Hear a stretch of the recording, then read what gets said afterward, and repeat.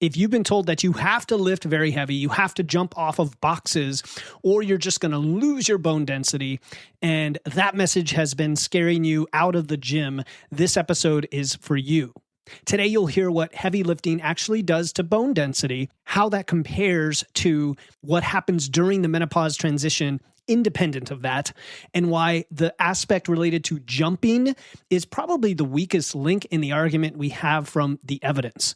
Also, I'm going to share one thing that protects you from a fracture far more than just bone density. Welcome to Wits and Weights, the show that puts a popular piece of fitness advice under the microscope, finds the hidden reason it doesn't work, and gives you the deceptively simple fix that does. I'm your host, certified nutrition coach Philip Pape, and this is one of those episodes where I have to be very careful because the fitness advice I'm about to question is mostly coming from people I respect. And it's even some things that I've stated or claimed that I'm going to walk back a little bit on, which is really part of the process of skepticism and curiosity.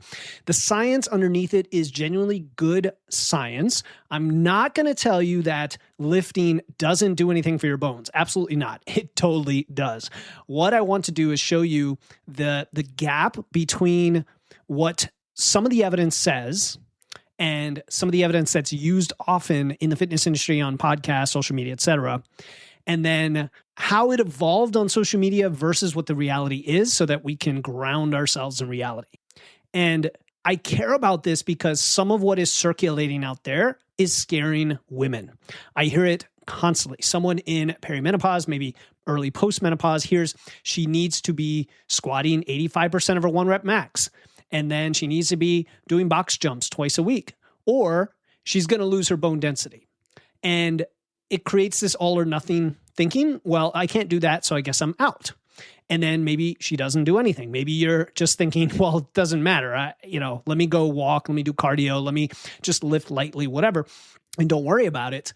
And I myself have talked about the value to bone density of lifting at a high percentage of your 1RM. Now, usually when I do that, it's in a nuanced approach of it's just part of your lifting, right? It's not like you have to do just that.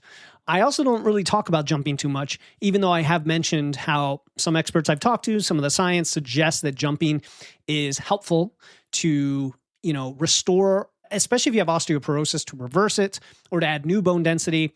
And there's some evidence that says, maybe you can't create new bone density from lifting alone, etc. So we're going to cover that today based on a rereading of the science.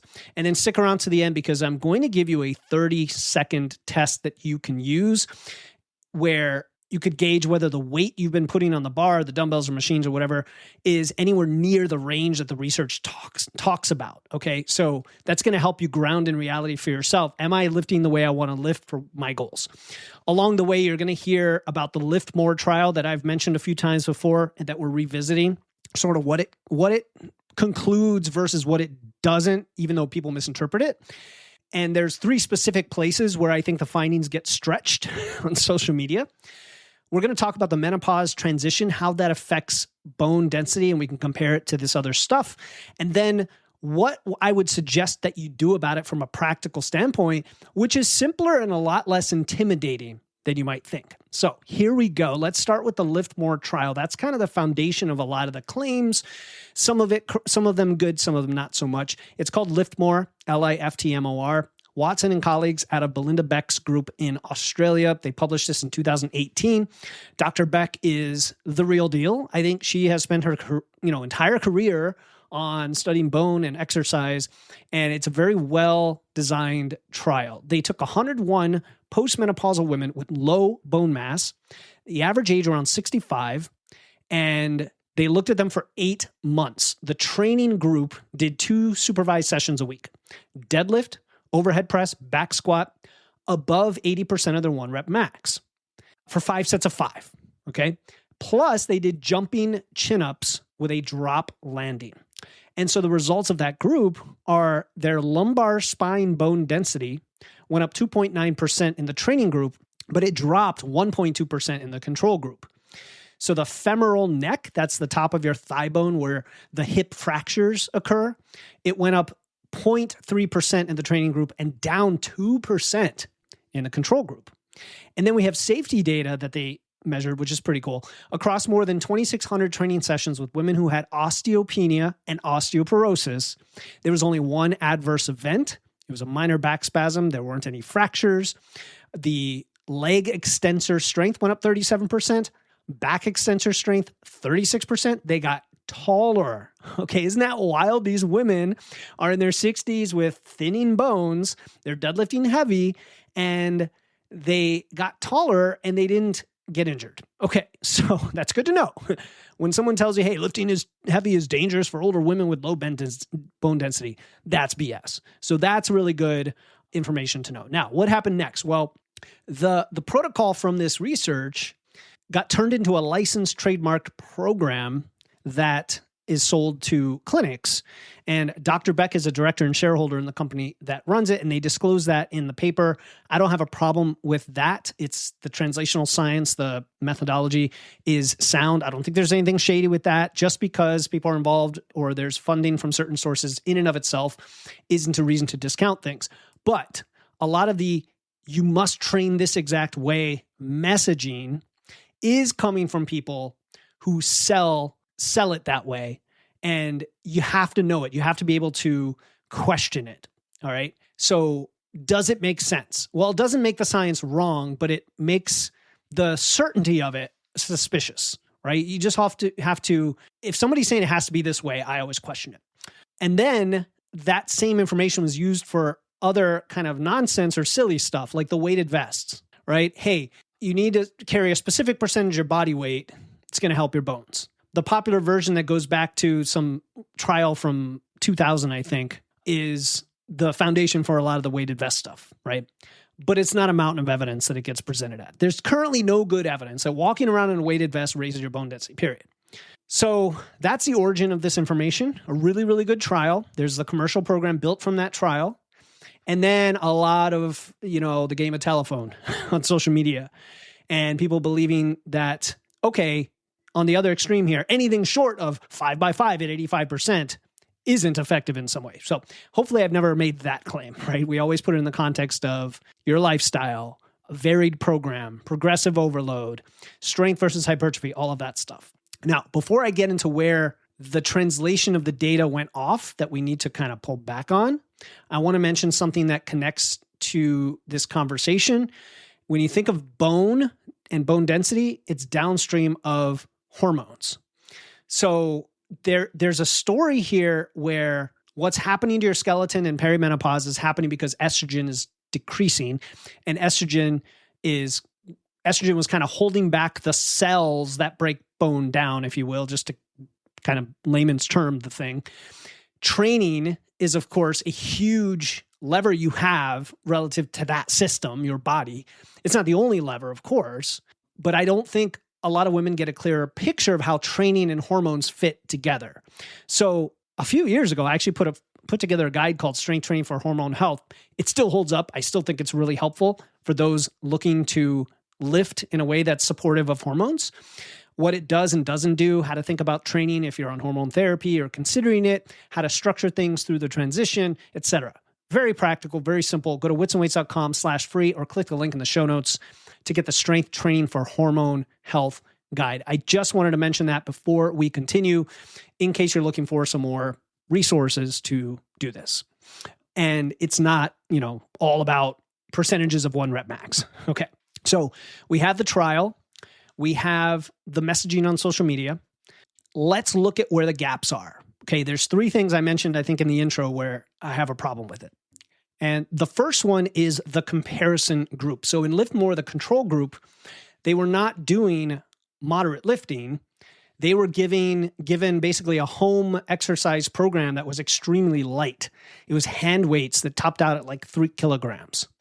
So you could say, well, then what the study showed is that heavy supervised training beats what amounts to almost nothing. I mean, let's be honest, hand weights is almost nothing. It's just walking around with a few pounds, kind of like a weighted vest, actually. But of course, it's going to beat that. Pretty much any half-ass lifting program is going to beat, the hand weights or the nothing. So it can't tell you, heavy training beats moderate training. because they didn't compare to that. So if that probably makes sense, right? They didn't compare to moderate training or hypertrophy training or whatever. It was just compared to almost nothing. And you guys remember Dr. Lauren Colenso-Semple from Mass. She was on the show a while back. And the point that she makes, I love the way she put it. She doesn't attack the trials. She just talks about what they can and can't tell us. If you compare 5x5 against 2-pound dumbbells, what are you going to learn? You're going to learn that the 2-pound dumbbells don't work too well. I guess that's helpful, but should be no surprise to you, dear listener, who listens to Wits and Weights. So that's the first one. The second one is the measurement. So this is where my engineering brain comes in. They use DEXA. So DEXA has a precision error. I get that it's the gold standard for research. And they have an error measure called the least significant change. It's like the threshold below which your scan can't detect the real change from noise, so signal from noise. So in a typical clinical practice, that's like 2 to 4% at the spine, and apparently it's 3 to 6% at the hip. Now, if you look at the result from the femoral neck I mentioned earlier of plus 0.3%, the authors themselves describe it as like a maintenance effect, which is actually a win in this case versus losing bone density. Now, if you personally trained for 8 months and then you went and you got scanned, the report's not going to tell you the difference between that and like nothing happened because of this error, because of the resolution of the measurement. And that affects the conclusions we make out of this, because we're arguing very loudly about differences that the bone density scan might not be accurate enough to measure. So, especially at the individual level, like across 100 women in a trial, sure.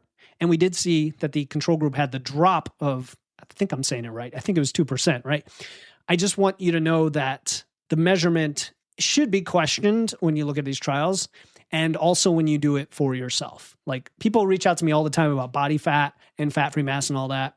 And I usually just say, hey, just use the Navy formula and look at the trend over time. Like, don't overcomplicate it. Don't rely on DEXAs and embodies and all that because of the error. The third gap, I'll say, is that the research on load, on the weight that you lift, I think isn't in full agreement, at least not to the extent where we can just make a confident conclusion. Like, it's not settled. And you see this when you look at the best of the best, like Eric Helms, when he reviews the state of the literature, he'll even say, well, this one says this one says this. So where are we? So Kistler, Fischbacher, and colleagues, so that's the Beck group that we already talked about with LIFTMORE, they published a meta-analysis in 2021, and they found that high-intensity exercise was a better stimulus for the lumbar spine than low or moderate exercise. But there was no advantage at the femoral neck. And they said this. Then Wang and colleagues in 2023, this was a network meta-analysis that combined 19 trials with 919 women. They ranked moderate intensity, so that's like 65 to 80% of 1 rep max, as the highest performing for both the spine and the femoral neck. So they rated it as better than heavy lifting, believe it or not. And then a 2025 review said, no, wait, heavier lifting is actually more effective, but they use a different cutoff for what counts as heavy. So if we're not even using the same percent RM, that's going to cause a problem, because we're just bucketizing as like heavy and moderate, but the numbers we're doing it aren't normalized. That's a problem, right? There was just this year, 2026, meta-analysis of 18 trials, and it found that high intensity training, so again, we're talking intensity meaning weight, like load, was clearly better for leg strength. I mean, I don't have any problems with that conclusion. That seems to make sense, but it found no significant difference between heavier and lighter training for bone density at the sites that they measured. So here we have 4 meta-analysis, which is pretty high quality in the hierarchy of evidence, that don't necessarily agree with each other. What they do agree on is that resistance training is more beneficial than not.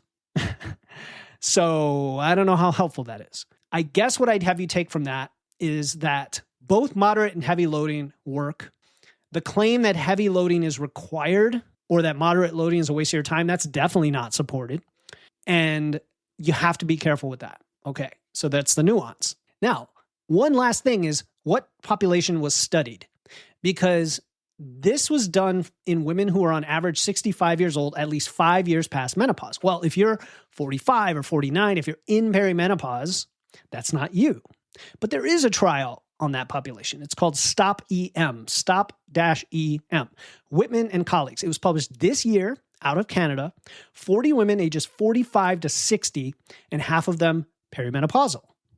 So for 9 months, twice a week, they trained 5x5 at 80 to 85% of their max. And they used progressive drop landings. And this was compared to people not doing this. And they had huge gains in strength, 12 to 30% across the lifts. And then they held on to their lean mass, while the control group lost some lean mass.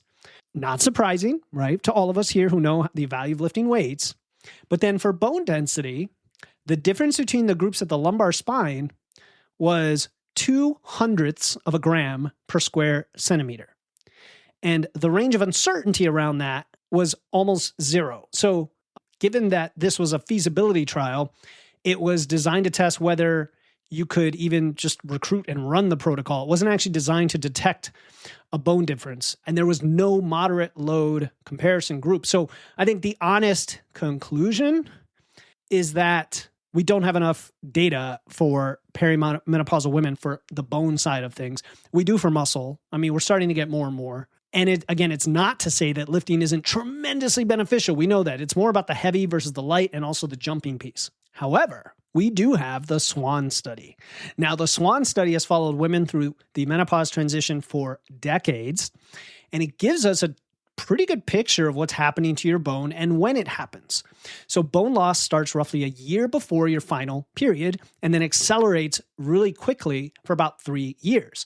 During that window, the average woman is losing around 2.5% per year at the lumbar spine and just under 2% per year at the femoral neck. And then it starts to slow down. That loss starts to slow down. So over the full menopause transition, that's roughly 10% loss of bone density.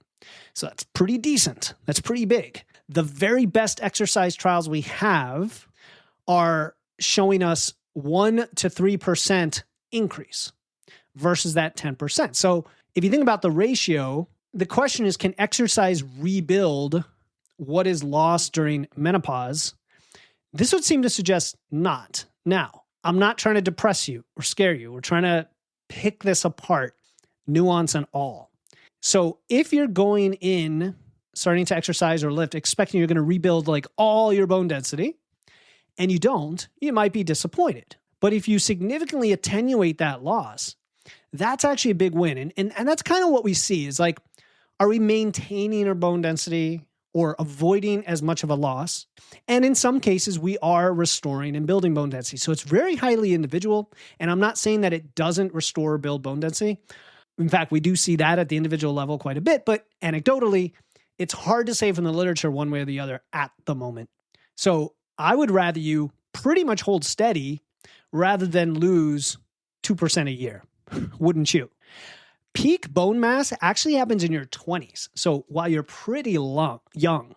So really for the rest of your life, you're just managing against the loss. Muscle is a bit different. Muscle, you can keep adding at any age. So I think we're confusing the two a little bit. Bone plays by a little bit different rules.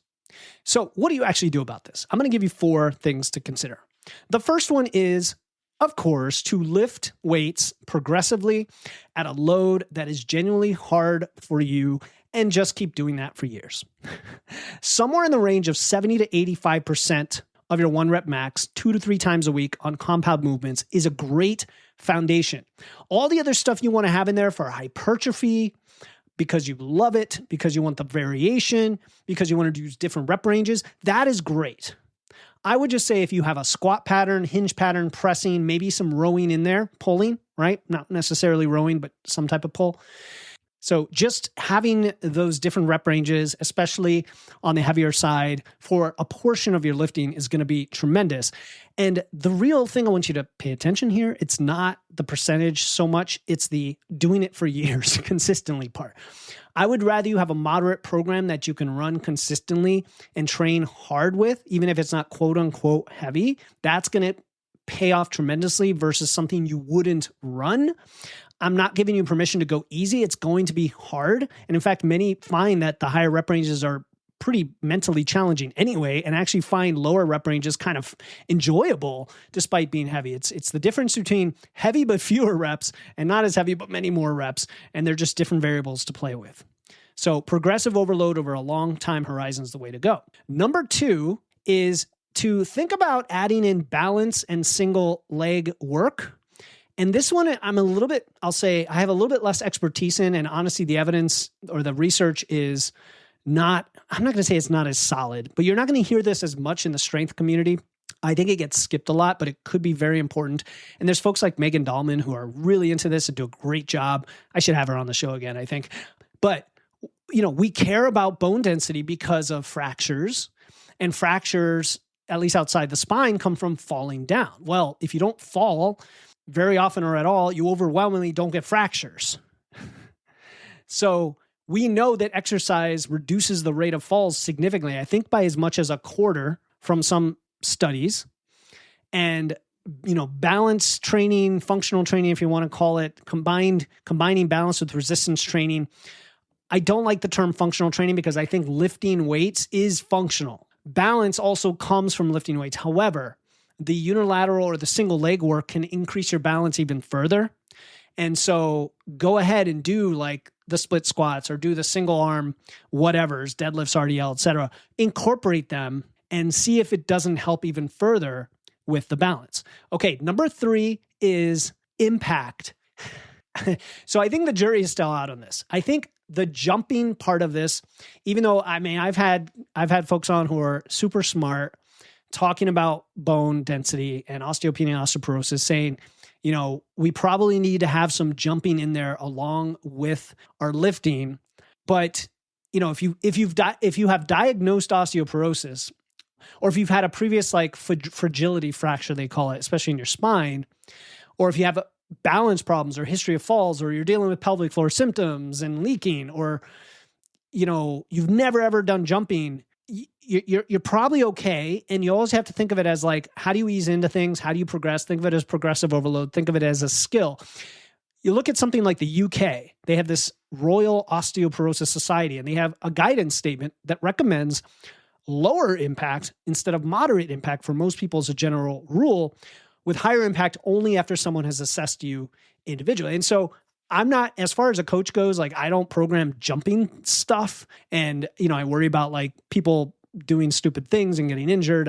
I used to do CrossFit, so trust me, I know more than anyone. And it's not about being cautious. It's more of just, if you want to add impact, I want you to go to ladder it up. Start with heel drops, then do skipping, then do 2-footed hops, and just kind of build from there. Like, don't start on a box necessarily. That's my thought on that. And as a side tangent to that, there's some interesting research about vibration plate machines being helpful as providing the same kind of stimulus as jumping and impact. So interesting. Maybe I should do an episode on that in the future. We'll see. Number 4 is I want you to get the boring things locked down. Okay, get the boring things locked down. And that would be your food, your protein, your micronutrients. Yeah, calcium, vitamin D, all of that is helpful for bone. The biggest lever is still going to be your movement and your lifting.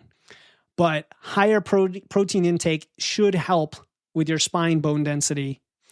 We don't know that it's overly beneficial for other aspects, but high protein is beneficial for many, many other things. Matters enormously for muscle.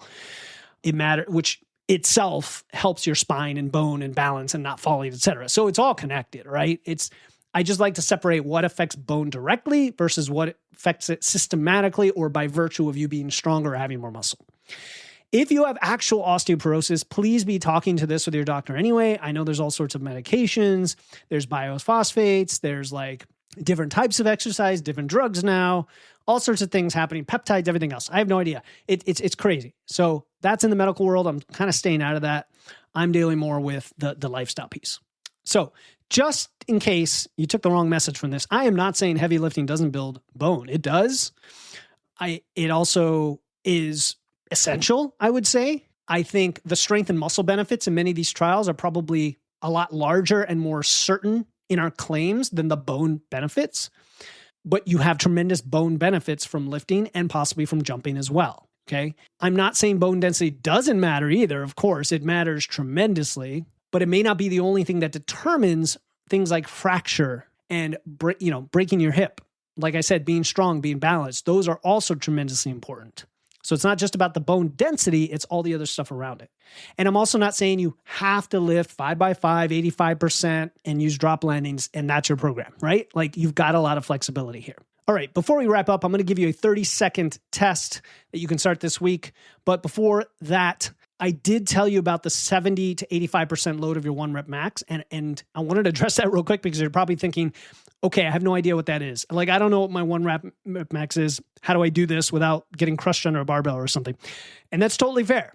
And you don't have to necessarily. You can start from a calculator to get in the range.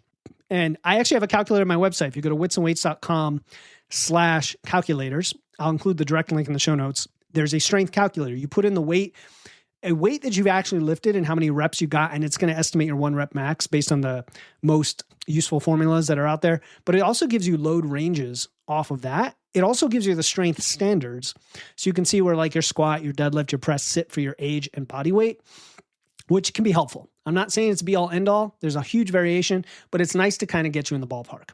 So go to witsandweights.com/calculators, totally free to check that out. Okay, here's a 30-second test that tells you, am I lifting heavy enough to matter for my bones? Assuming that we want to be in a high percentage of 1 rep max, which as I've stated is somewhat supported by the evidence, but be careful not to overweight it. So pick your main lift. Take the weight that you normally use and do 1 set and stop about 2 reps shy of failure and count how many reps you did. If you did more than 12 reps, you are below 70% of your max. That's it. So if you're 2 reps shy of failure and you've done more than 12 reps, you're probably less than 70% of your max. If you're around 8 to 12, you're like 70 to 80%, which is kind of the range we're going for. And 5 to 8 reps puts you around 85%. So that's why I like the 4 to 6 range. And that's probably why the 8 to 12 range is so common as well. Maybe, I don't know. There's a whole history with bodybuilding and everything regarding that. It's just an estimate and it varies person to person. But, if you could do 15 reps, you're probably not training heavy. That's my point. So you can figure this out. You can use our calculator also to help you figure out and get after it. Until next time, keep using your wits, lifting those weights. And remember, your bones don't require you to go all out with the heaviest load every time in the gym. You just have to be consistent, train hard, have a good mix of rep ranges and loads, stay on your feet, move around, stay active, and you'll be good. I'm Philip Pape, and I'll talk to you next time here on the Wits and Weights podcast.